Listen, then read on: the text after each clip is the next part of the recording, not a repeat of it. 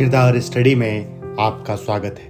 दोस्तों, अब मैं लगातार इस चैनल पर आ रहा हूँ। अपना प्यार दें और मुझे मेरी गलतियाँ बताते रहें। मुझे कमेंट करें और बताएं आप किस किरदार के बारे में जानना चाहते हैं। इस चैनल पर हम किरदार की दुनिया और उसके बनने के प्रोसेस को जानते हैं। आज जिस किरदार को हम जानने की कोशिश करेंगे उस किरदार का नाम है वर्धा। इस किरदार को निभाया है एनटीआर जूनियर ने। फिल्म का नाम है देवरा। ये एक एक्शन थ्रिलर फिल्म है जिसे आप सिनेमा हॉल में देख सकते हैं। इस फिल्म को लिखा और डायरेक्ट किया है कोरातला शिवा ने। ये एनटीआर जूनियर की 30th फिल्म है as a main lead. Vardha उर्फ वरा एक बहुत ही साहसी और इज्जतदार आदमी का बेटा है और बहुत ही कम उम्र में अपने पिता को खो चुका है। वो अपने माँ और दादी को हमेशा कहता है कि उसका पापा वापस नहीं आने वाला।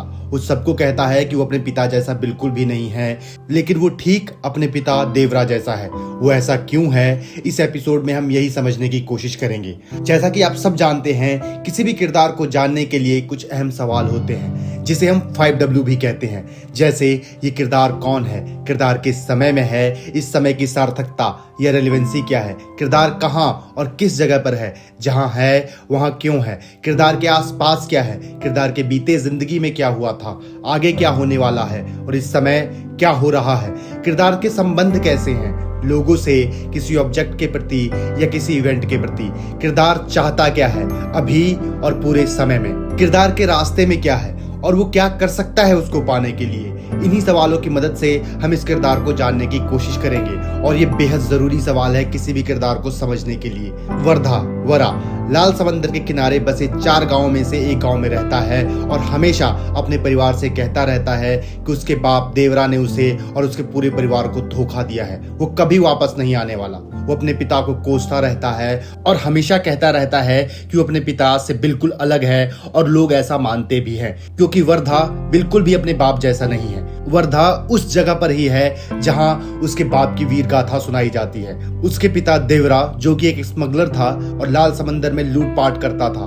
दरअसल ये 4 गांव योद्धाओं का गांव था और देश के आजादी में लड़ने के बाद इनकी रेलेवेंसी खत्म हो गई थी और इसी का फायदा उठाकर एक स्मगलर ने इन्हें लूट के काम में लगा दिया और ये 4 गांव समंदर में मिलकर लूट करते थे। लेकिन एक बार इनके लूटे हथियार से देवरा के गांव के एक लड़के की मौत हो जाती है और उसके बाद देवरा ये काम करने से मना कर देता है और सबको ये काम करने से रोकता भी है और इसी लड़ाई में वो मर जाता है। वर्धा बड़ा होता है लेकिन एकदम फट्टू। वो किसी से नहीं लड़ना चाहता और इमेज अपने पापा जैसी चाहता है। उसके लिए वो कुछ कुछ करता रहता है लेकिन उसकी चोरी सबके सामने पकड़ी जाती है जिससे उसका बहुत ही मजाक बनता है और लोगों को विश्वास नहीं होता कि वर्धा देवरा जैसे वीर का बेटा है क्योंकि वर्धा उसके बिल्कुल अपोजिट है। वो किसी के लिए आवाज नहीं उठाता है और ना ही मदद करने के लिए किसी से लड़ सकता है, लेकिन वर्धा ये सब जानबूझकर कर रहा है क्योंकि जो वो कर रहा है वो नहीं चाहता कि किसी को पता चले। वर्धा के पिता देवरा के मरने के सालों बाद भी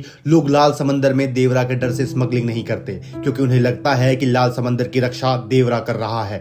अभी भी इन 4 गांवों के लोगों को लगता है कि देवरा जिंदा है। ये सब वर्धा की वजह से है। दरअसल वर्धा ने ही अपने पिता देवरा को मारा है अपने पिता के कहने पर, क्योंकि उसके जिंदा रहने से ज्यादा उसके मौत से लोगों में डर बना रहता और इसी के लिए देवरा ने अपने बेटे को कहा कि उसे मार दे और वर्धा ने अपने पापा को मार दिया और यह बात 4 गांव से छुपा के रखा कि देवरा मर गया है और वर्धा भी अपने पिता की तरह ही वीर है।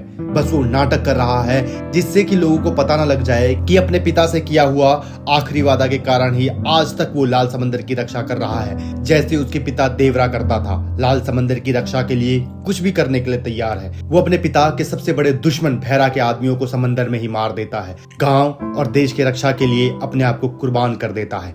वर्धा सब कुछ जानते हुए भी अनजान बना रहता है। उसने उस देवरा के छाती में तलवार डाला था जो पलक झपकते ही अपने दुश्मनों को मार देता था। उसके पिता ने उससे प्रॉमिस लिया था कि वो ये बात किसी को नहीं बताएगा कि देवरा मर गया है और किसी भी हालत में अपने गांव और लाल समंदर की रक्षा करेगा। वर्धा अपने परिवार से बहुत प्यार करता है और माँ के दुख को देखते हुए हमेशा अपने पिता को कोसता रहता है और बार बार कहता रहता है कि उसका बाप धोखेबाज है और कभी भी लौट कर नहीं आएगा। वो अपनी बहन के लिए लोगों से लड़ जाता है। वर्धा अपने पिता की तरह ही दयालु और बहादुर है और असल में वो अपने पिता का सच्चा अनुयायी है। वो लोगों की भलाई के लिए अपने जान को कुर्बान करने से पहले एक बार भी नहीं सोचेगा। दोस्तों, जब किरदार होता कुछ और है और बताता कुछ और है तो उसकी समस्या बहुत ही अतरंगी हो जाती है। किरदार को समझने के लिए उसके अंदर घुसना होता है, उसके एक्शन को देखना होता है, उसके सारे एक्शंस गोल को पूरा करने के लिए होता है। किरदार को पढ़ने को जारी रखेंगे, आप इस चैनल को देखते रहें और अपना प्यार दें। किरदार जानने का ये सफर कैसा रहा जरूर बताइएगा और हौसला अफजाई के लिए लाइक, शेयर और सब्सक्राइब करें। बहुत बहुत प्यार, नमस्कार, धन्यवाद।